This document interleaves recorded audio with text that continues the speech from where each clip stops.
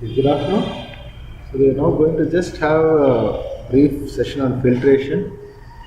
We were talking about the various things. We have talked about sedimentation. We actually talked a bit of decantation also. From the sedimentation basin, whatever goes out, it is decantation.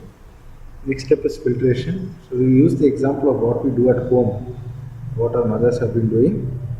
And morning I missed showing this presentation on coagulation, and I trust that it will give you a better idea or it will help you understand the concepts a little more. So, what is coagulation? Coagulation is a process where a coagulant is added, which causes a disturbance to the electronic structure of the turbid material is causing turbidity. It makes everything come closer to itself, becomes flocks. Flocculation enhances the process. Coagulants, when they are adding, you do a fast mixing to ensure the coagulant mixes throughout the thing, and then you keep mixing it so that there is an opportunity for the colloids to meet and form flocks. Okay. Natural particles in water have negative charges that repel other material and thereby keep it in suspension.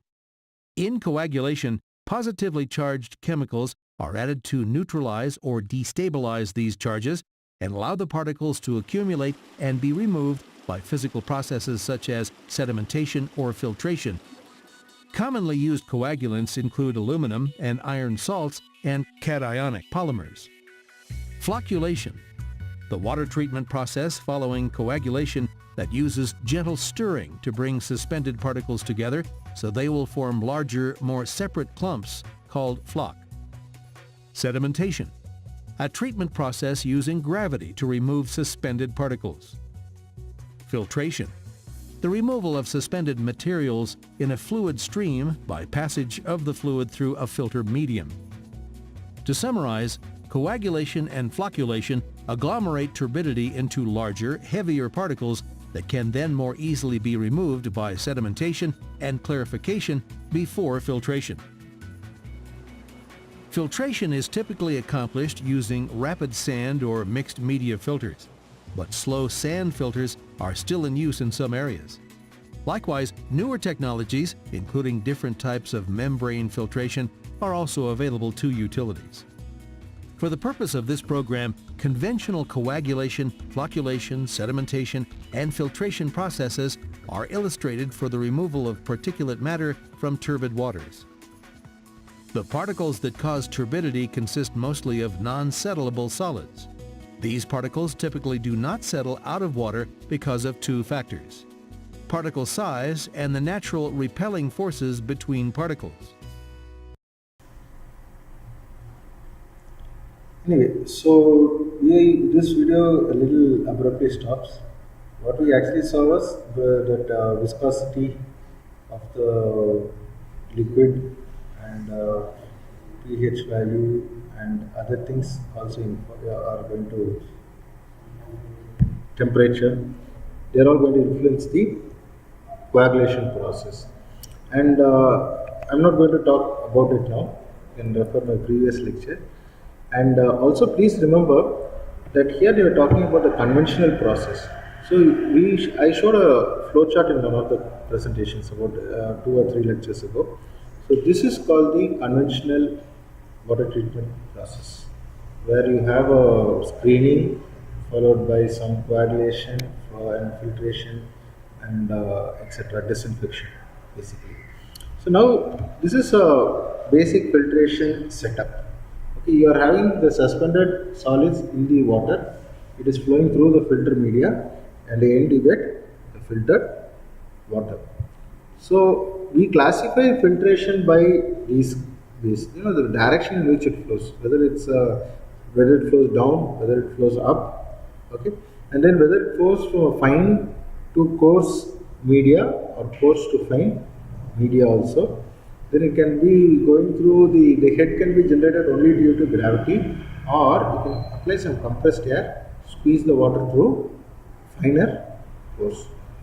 Or in other words, if it's squeezing through finer pores, or it can increase the rate at which the flow is there.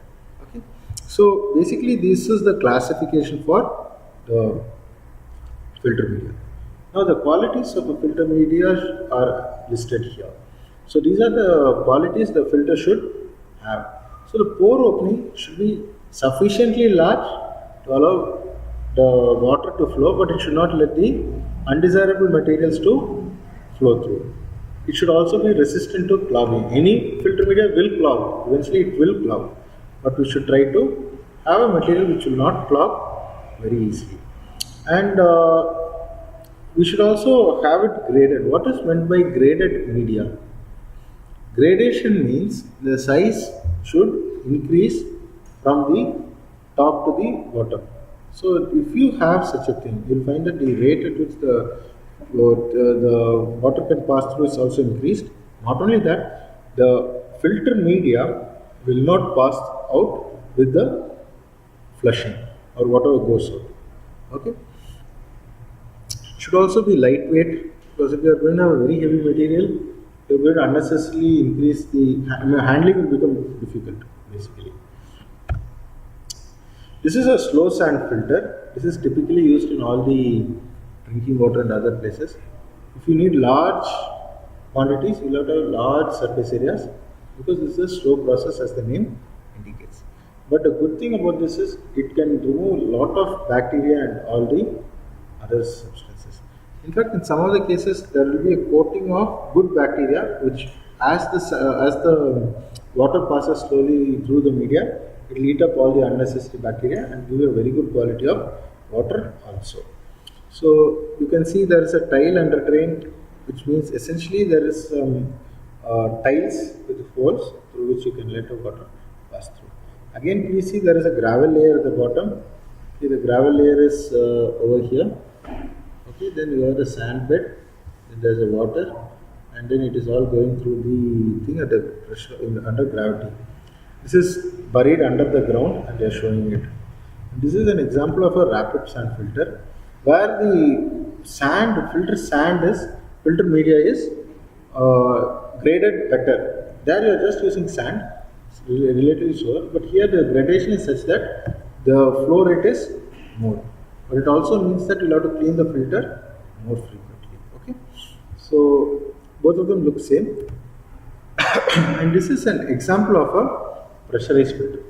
Water sent into this chamber, and then you'll also be applying compressed air on top, essentially making the water air, so that pressure is increased.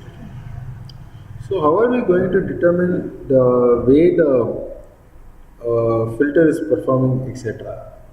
Okay, so I got this from this particular website, biosandfilter.org.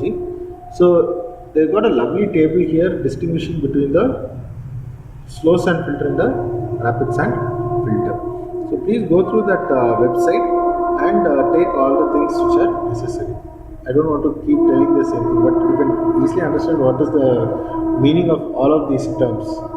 Okay, so basically pre-treatment means if any pre-treatment is required before you send it through the filter, and then penetration of solid matter, how much is going to go through, what is the filter media used, rate of flow through the filter. Of course, slow and rapid, immediately you know there is a difference in the rate of flow, and if there is any improvement in the water quality because you are passing through the slow sand filter or the rapid sand filter, what they do to the quality of water.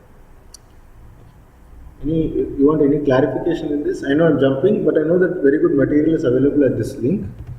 And finally, these are some of the observations which we can see in this filtration technique. I'm only talking about the sand filters. I'm not talking about the membrane sort or any of those polymers which we saw in the previous videos. So basically, this is a very essential treatment it's an essential pre-treatment for all the subsequent stages like disinfection. Essentially, disinfection might be the only stage after this, unless you are going for some microfiltration or ultrafiltration. Then in this case, bacteria and virus remain. Okay, and there is no coagulation, no other thing. Only thing is whatever is coming from the previous stage is only getting caught up in this method. Okay, so basically all the flocks, everything should have been removed in the previous stage, and this will also get some of it, but this will remove all of that and you will get clear water.